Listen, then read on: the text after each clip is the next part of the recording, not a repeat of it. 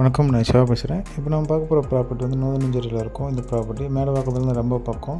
Gold winner company, Kaleswari company back side இருக்க மாதிரி இருக்கும் இந்த ப்ராப்பர்ட்டி. சந்தோஷபுரம் சிக்னலிருந்து ஈஸியாக வரலாம்.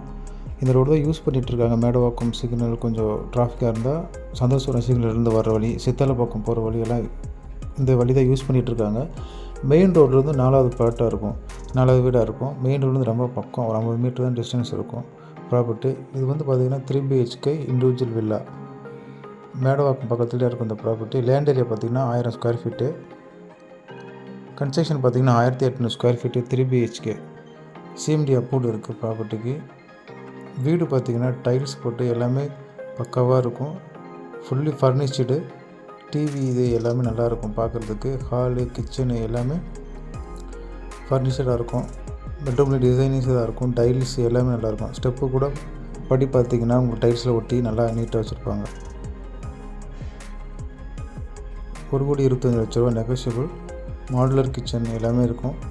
வீட்டை வந்து பார்த்திங்கன்னா நல்லாயிருக்கும். புது வீடு இது.